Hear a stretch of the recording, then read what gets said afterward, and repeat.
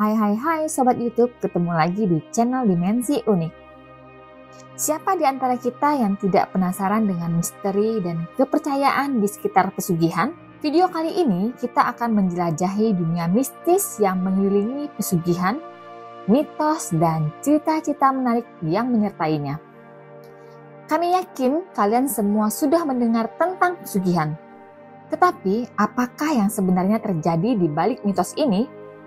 Yuk kita temukan jawabannya bersama. Pesugihan adalah serangkaian mitos dan ritual yang dipercaya bisa digunakan untuk memperoleh kekayaan secara instan melalui jalan pintas. Biasanya sih, jalan pintas ini dengan bantuan entitas atau makhluk gaib. Saat melakukan ritual pesugihan, pelaku pesugihan biasanya membuat perjanjian dengan makhluk gaib. Di video sebelumnya, kami sudah membahas mengenai dunia gaib dan makhluk gaib. Jangan lupa tonton di sini ya. Dalam melakukan perjanjian, tumbal atau mahar tertentu harus dipersembahkan kepada makhluk gaib sebagai pengganti atau barter untuk kekayaan yang diperoleh. Korban tumbal pesugihan ditentukan berdasarkan permintaan sang makhluk gaib dan pelaku pesugihan harus bisa memenuhinya. Kepercayaan mengenai pesugihan ini tidak terlepas dari masyarakat yang gemar akan hal-hal supranatural.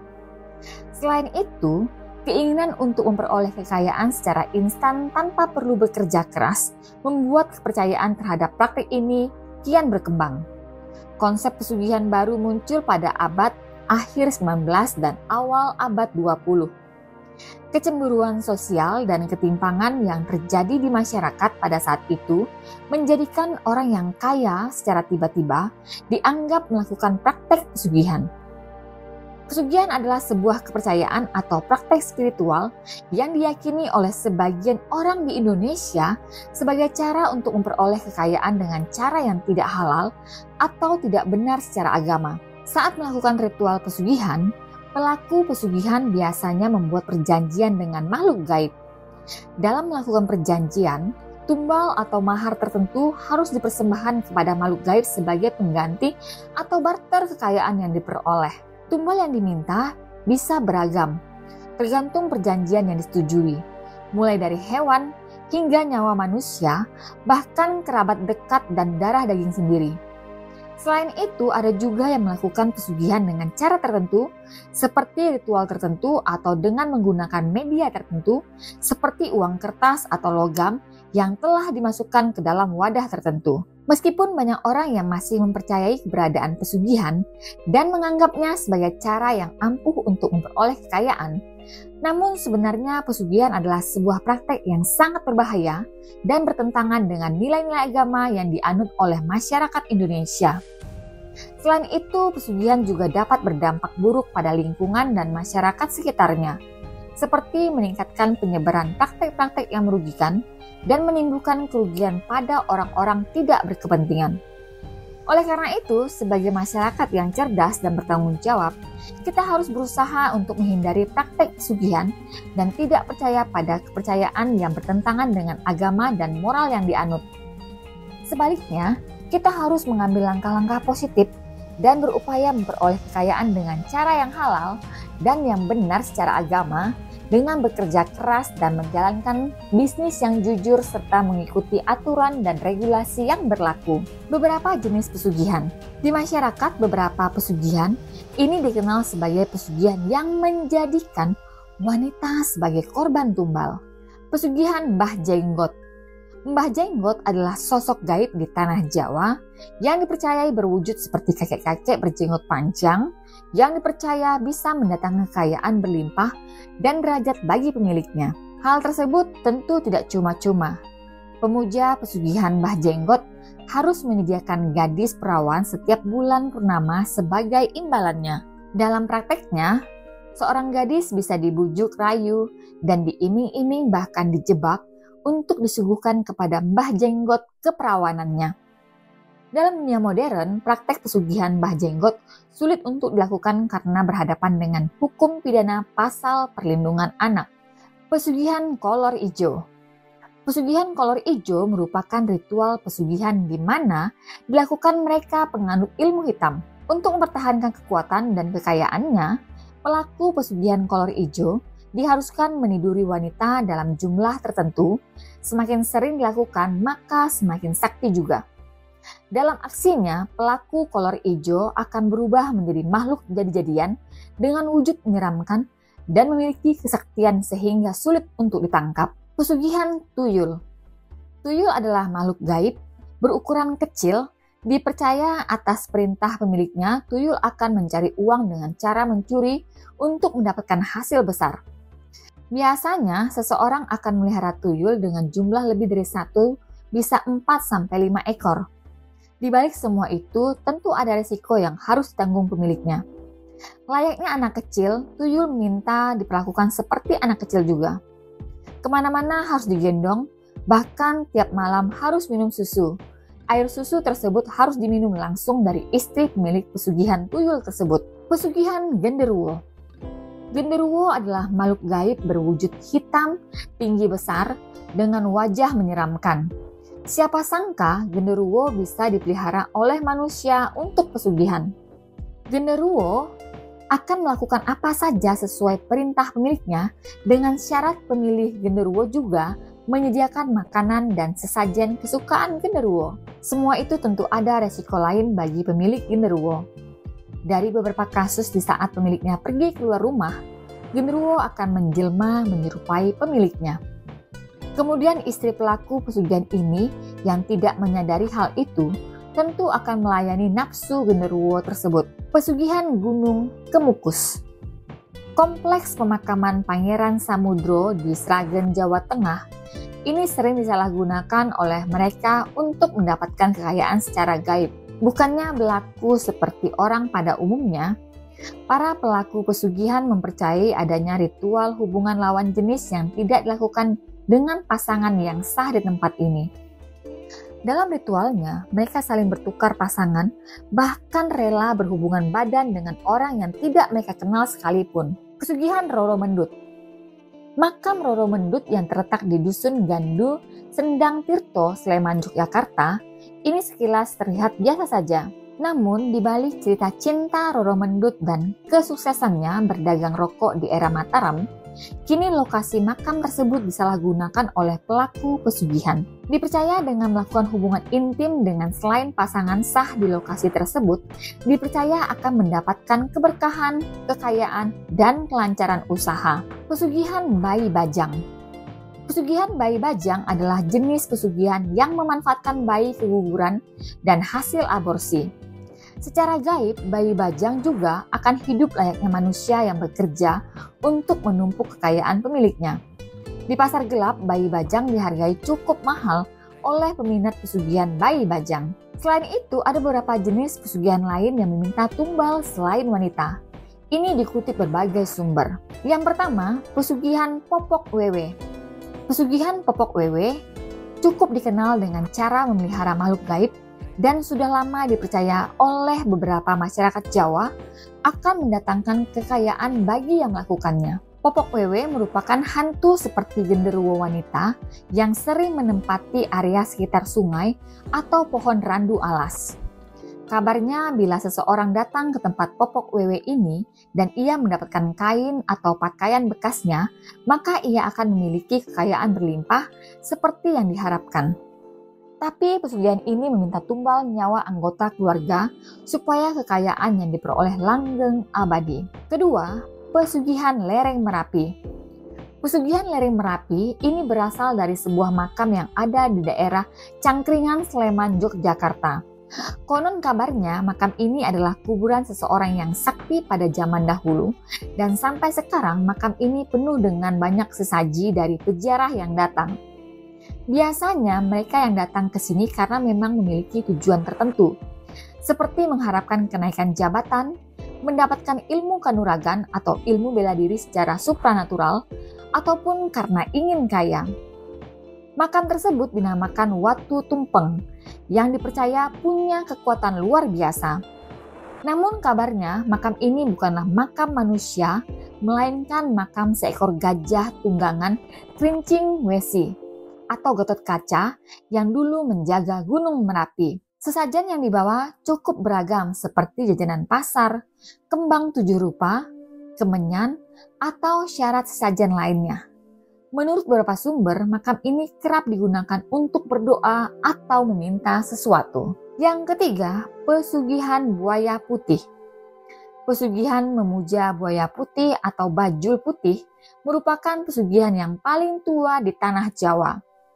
Menurut mitos yang beredar, pesugihan ini sama seperti santet, yaitu dengan cara membuat orang yang menjadi target sakit-sakitan hingga meninggal dunia.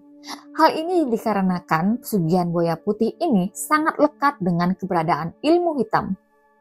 Setelah target tersebut berhasil dilumpuhkan, maka semua aura rezeki dan kekayaan akan berpindah kepada orang yang melakukan ritual ini. Tetap lindungi diri kita dan keluarga dengan doa ya, supaya terhindar dari mara bahaya seperti ini. Keempat, pesugihan Gunung Kemukus.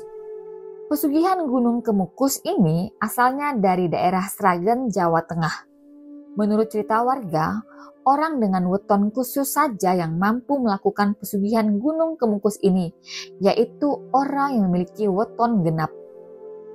Tujuan dilakukan pesugihan ini juga sama dengan pesugihan lainnya, yaitu meminta supaya orang tersebut menjadi kaya raya dan memiliki harta berlimpah. Sayangnya, bila tidak melakukan sesuai syarat, maka akan menimbulkan masalah lainnya, seperti tubuh yang terasa panas, rasa terbakar, hingga bisa juga mengeluarkan cairan seperti nanah. Pesugihan ini bersifat perjanjian yang dibayar dengan nyawa dan tidak dapat dibatalkan. Pesugihan tukar janin. Pesugihan tukar janin juga punya tumbal nyawa yang sangat mengerikan dan sebaiknya dihindari. Kabarnya, orang yang melakukan pesugihan ini secara sadar melakukan sebuah perjanjian terikat kepada jin, namun tidak ada paksaan apapun saat melakukannya. Cara kerja pesugihan ini cukup unik, yaitu dilakukan karena orang tersebut sedang hamil, namun tidak ingin hamil ataupun melakukan aborsi. Jadi, janin ini ditukar dengan kekayaan sesuai dengan usia janin dalam kandungan. Janin yang ditukar juga harus pada kehamilan pertama dan memiliki umur tidak lebih dari 3 bulan. Syarat lain supaya pesugihan ini lancar dan sukses adalah ibu sang bayi tidak boleh sedikit pun mengingat pernah memiliki janin ini dalam kandungannya. Biasanya pelaku pesugihan tukar janin adalah pasangan yang belum siap memiliki momongan atau pasangan yang hamil di luar pernikahan. Pesugihan ini juga melibatkan jin kafir di dalamnya. Jadi, janin yang ditukar akan diasuh oleh para jin di dunianya kelak. Pesugihan sate gagak. Tidak banyak ditemui pesugihan sate gagak terbilang sulit dilakukan. Lantaran jika seseorang ingin melakukan pesugihan ini, mereka harus menangkap burung gagak hitam. Lalu, burung gagak hitam ini akan dibawa ke tengah hutan dan dijadikan sate. Sate tersebut lalu dibakar hingga mengundang pembeli dari makhluk gaib. Jika pembeli sudah datang, penjual sate gagak akan menjual dengan harga fantastis. Pesugihan menemukan uang di jalan. Jenis pesugihan ini tidak disadari banyak orang. Pelaku akan sengaja menjatuhkan uang ke tanah atau jalan. Hal ini bertujuan untuk mencari korban agar mengambil uang tersebut, sehingga korban dapat dijadikan tumbal. Dampak sosial dan moral pesugihan. Pesugihan adalah suatu kepercayaan atau mitos yang terkait dengan upaya manusia untuk memperoleh kekayaan atau keberuntungan melalui cara-cara gaib atau supranatural. Meskipun tidak ada bukti ilmiah yang mendukung keberadaannya, praktek ini masih memiliki dampak sosial dan moral yang signifikan di masyarakat di mana kepercayaan semacam itu masih terpelihara. Berikut adalah beberapa dampak sosial dan moral yang dapat timbul dari praktek pesugihan. Pembelahan masyarakat. Pesugihan dapat memicu pembelahan masyarakat antara yang percaya dan tidak percaya terhadap praktek tersebut. Hal ini bisa menyebabkan konflik sosial dan ketegangan di antara anggota masyarakat. Eksploitasi dan penipuan. Banyak praktek pesugihan melibatkan manipulasi atau penipuan terhadap individu yang percaya dan mencari keberuntungan. Hal ini bisa mengakibatkan eksploitasi finansial dan psikologis terhadap orang-orang terlibat. Penyalahgunaan agama. Beberapa praktek pesugihan mungkin menggunakan elemen agama atau spiritualitas untuk menarik pengikut atau penganut. Ini dapat mengaburkan batas antara kepercayaan agama dan praktek-praktek mistis yang tidak disetujui secara resmi. Mengganggu keterlibatan sosial. Dalam beberapa kasus, praktek pesugihan dapat mengganggu ketertiban sosial, baik karena adanya konflik internal di antara mereka yang terlibat, atau karena reaksi negatif dari masyarakat yang menolak praktek semacam itu, menyebarkan ketakutan dan ketidakpercayaan. Pesugihan seringkali dipersepsikan sebagai sesuatu yang misterius dan menakutkan. Hal ini dapat menyebarkan ketakutan dan ketidakpercayaan di masyarakat, terutama jiwa praktek tersebut berkembang tanpa pengawasan yang memadai. Ketergantungan dan harapan yang tidak realistis. Orang-orang yang terlibat dalam pesugihan mungkin menjadi terlalu bergantung pada praktek tersebut untuk memperbaiki situasi keuangan mereka.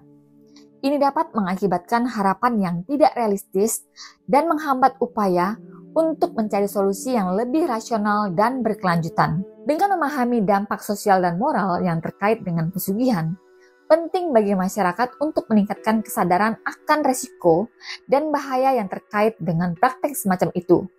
Edukasi dan pembangunan kesadaran akan membantu mengurangi penyebaran pesugihan dan mengarahkan masyarakat menuju praktek-praktek yang lebih sehat secara sosial dan moral. Kesimpulan mengenai pesugihan dapat diambil dengan mempertimbangkan bahwa praktek ini tidak sepenuhnya benar dan tidak dapat dipercayai dari sudut pandang ilmiah. Pesugihan lebih sering dianggap sebagai mitos atau kepercayaan tradisional daripada fenomena yang dapat dibuktikan keberadaannya secara empiris.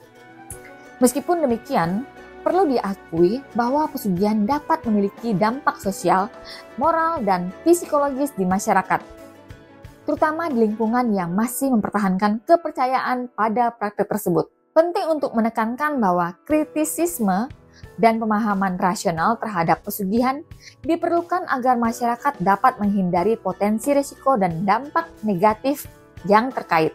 Pendidikan dan penyuluhan masyarakat tentang ilmu pengetahuan, etika, dan moralitas dapat membentuk pemahaman yang lebih realistis mengenai pesugihan. Dengan memahami bahwa pesugihan tidak memiliki dasar ilmiah yang kuat, masyarakat dapat lebih cenderung mengambil keputusan yang lebih rasional dalam mencari solusi terhadap masalah keuangan atau kehidupan mereka. Oleh karena itu, edukasi dan penanggulangan pesugihan perlu terus ditingkatkan untuk meminimalkan dampak negatifnya dan mempromosikan pemahaman yang lebih sehat di masyarakat. Nah, itulah mengenai pemahaman pesugihan. Terima kasih telah menemani kami hari ini dalam perjalanan menggali lebih dalam tentang pesugihan. Ingatlah, dunia ini penuh dengan misteri. Tetapi kebijaksanaan dan pengetahuan adalah kunci untuk memahami apa yang benar-benar terjadi. Jangan lupa untuk like, subscribe, dan bagikan video ini agar teman-teman kalian juga dapat bergabung dalam petualangan ini. Sampai jumpa pada video berikutnya dan tetaplah waspada terhadap mitos dan cita-cita yang menggoda pikiran kita. See you, bye-bye!